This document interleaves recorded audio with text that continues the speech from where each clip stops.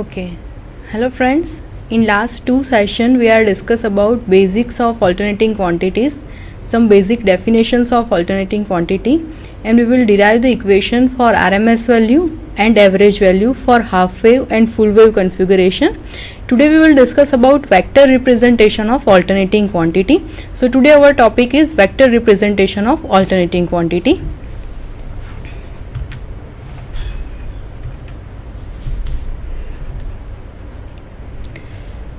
Okay, as we are discussing last lecture, any alternating quantity is represented by Im sin omega t. Im sin omega t will indicate the instantaneous value of current.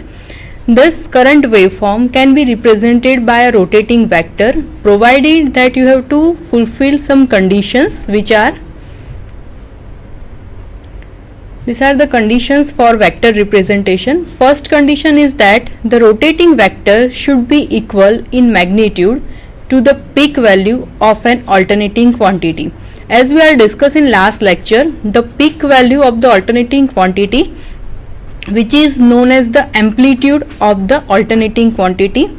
So you have to select a vector in which the magnitude of vector should be equal to the amplitude of the alternating quantity. This is the first condition to represent any alternating quantity as a vector. Now second condition is that the vector should initially start at 0 and then move in its positive directions. Suppose you have one alternating vector, alternating quantity,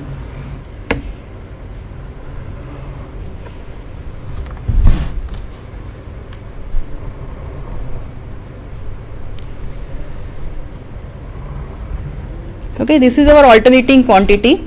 Our second condition is that your alternating quantity should be start from the 0 value. So your alternating quantity should be start from the 0 value and then it will increases in positive direction. If your alternating quantity satisfy this condition, then your vector will rotate in anti-clockwise direction.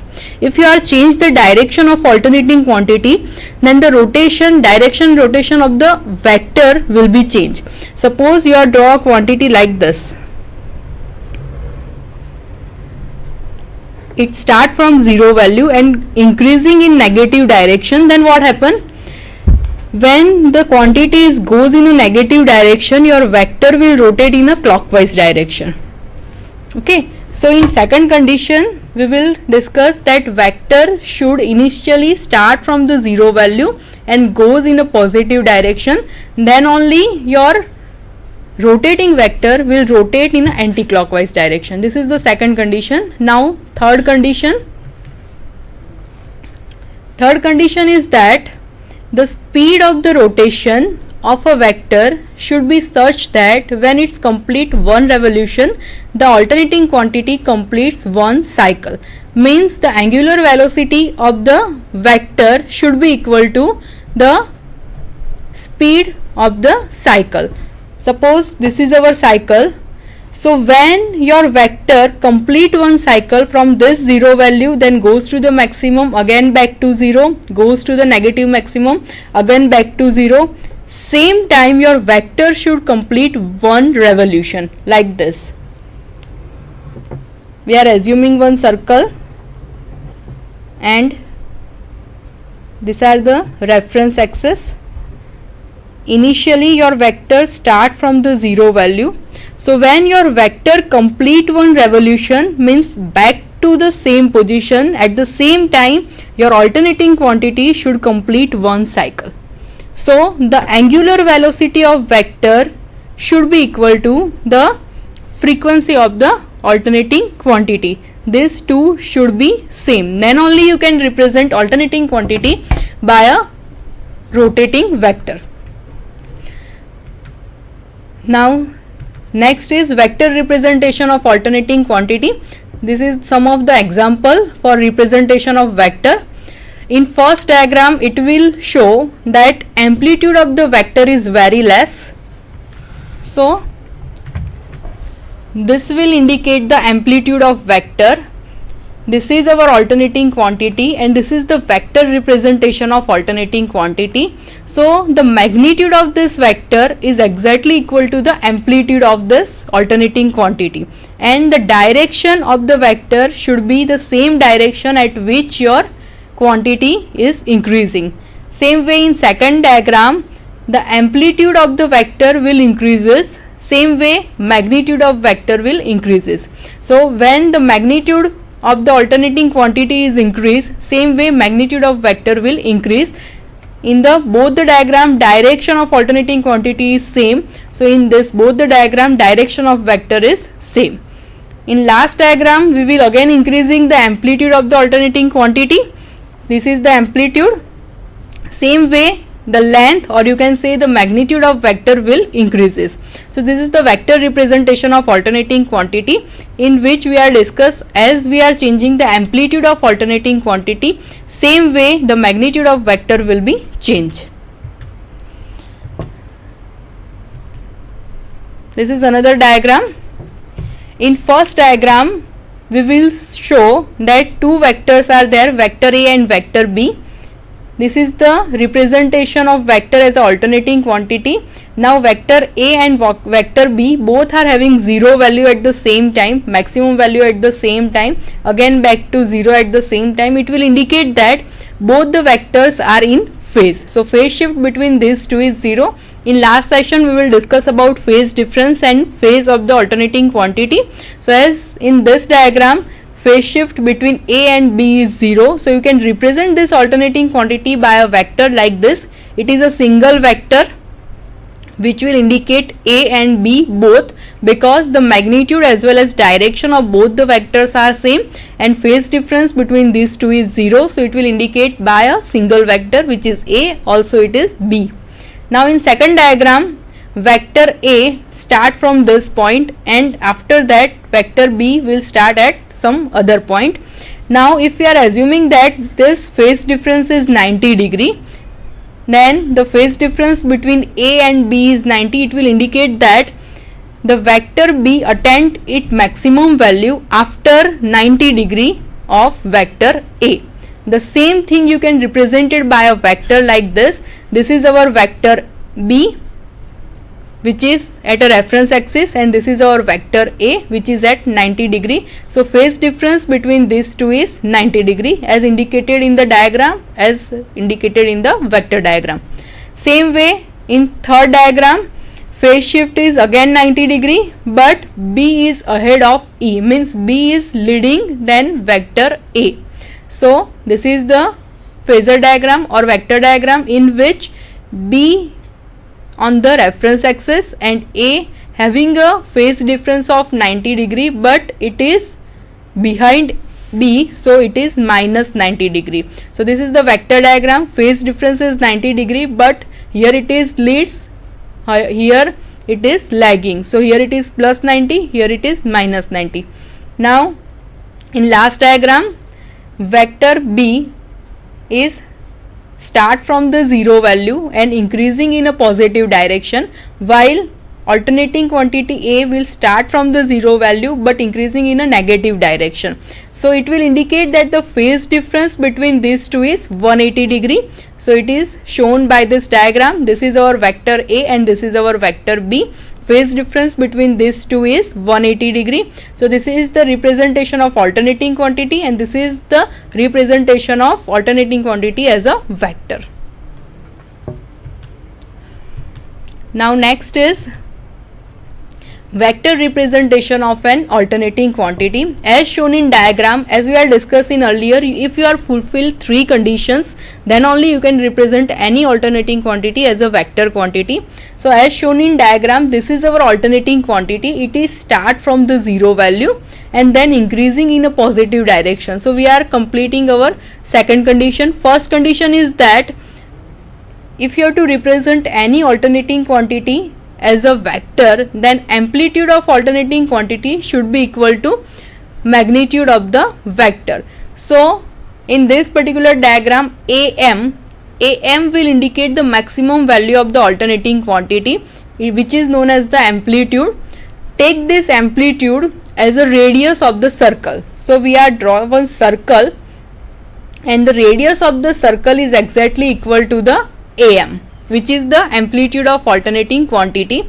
So first condition is that you have to draw a vector in which amplitude of quantity should be equal to magnitude of circle. So this condition is also satisfied. Second condition is also satisfied.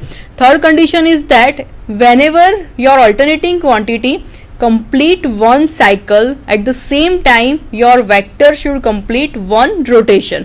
So this is the third condition. So initially our quantity is start from the zero value.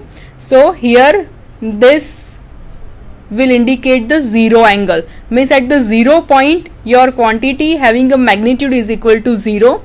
So same way in this circle you can say at 0 degree your magnitude having a 0 value. Then slightly magnitude of the alternating quantity will increasing, and at 90 degree it has a maximum value. So here also if you are change the position of the vector and reach up to 90 degree, then also it will give you the maximum value. Same way you can find the instantaneous value of current throughout the circle up to 360 degree. So this is the vector representation of alternating quantity.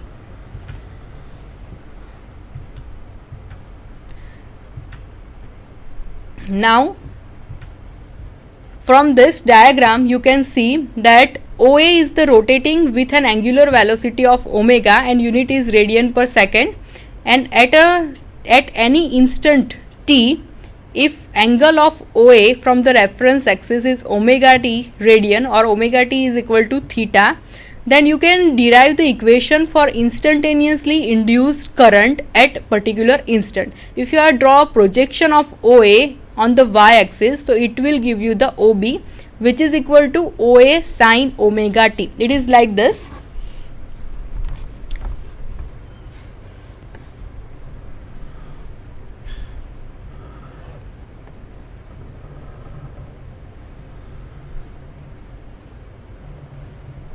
Okay, this is our alternating quantity. Now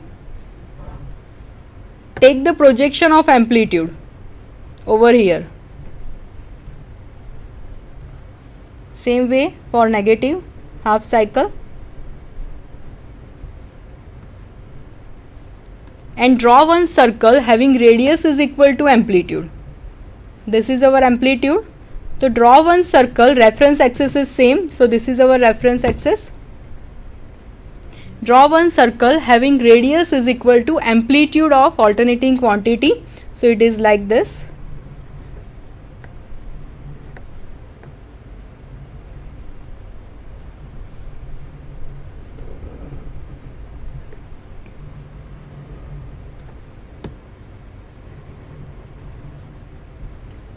Okay, suppose you have to find the instantaneous value of alternating quantity at some instant t. Okay, this is our instant t. Take the projection of t on this circle. It is somewhere here. We will indicate this vector by OA. Okay, this is our vector OA, which will indicate the instantaneous value of current at particular instant t. Now take the projection of OA on the y-axis. This is our y-axis. So take the projection of OA on the y-axis. Now this is our point B. Okay, so projection of OA on the y-axis is OB. Now OB is nothing but it is sine component of OA. As we are know that at any quantity having two component, one is the cos component, another is the sine component. We are consider the component on the y-axis, so it is our sine component. So OB is equal to OA sine omega t. Okay, this is our angle which is omega t, or you can denote it by theta also. So OB is equal to OA sine omega t or OA sine theta. Now OA is nothing but the amplitude of alternating quantity. Amplitude of alternating quantity means maximum value of alternating quantity. If we are consider this as a current quantity, I, then OA will indicate the maximum current, which is denoted by IM, and OB will indicate the instantaneous value of current. So you can rewrite this equation like this. OB is nothing but the instantaneous value of current, so it is I, and OA is the maximum value of current, so which is equal to IM, and sin omega t as it is. So this is the equation of this vector OA. So I is equal to Im sin omega t, which is nothing but the instantaneous value of current. So this vector will give you the equation of alternating quantity. So you can say that you can represent any alternating quantity as a vector if you are fulfill three conditions. So this is the proof that OA is nothing but the instantaneous value of current. Same way, if you are find the value of current at any instant, you got the same equation for any value of t. So this is the vector representation of alternating quantity.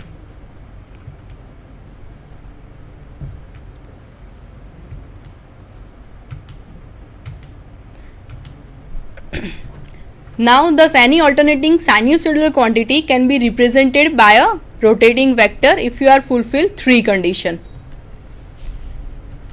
Now alternating quantity of a same frequency. As shown in diagram, we are having two alternating quantity. First is the voltage quantity and second is the current quantity.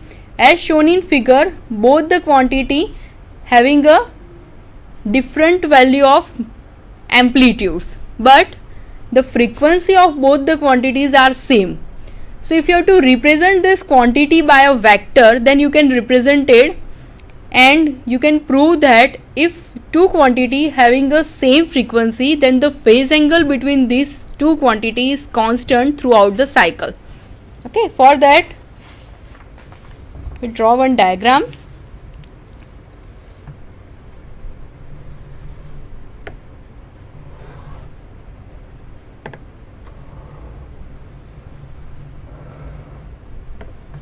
Okay, this is our first alternating quantity. Now second alternating quantity.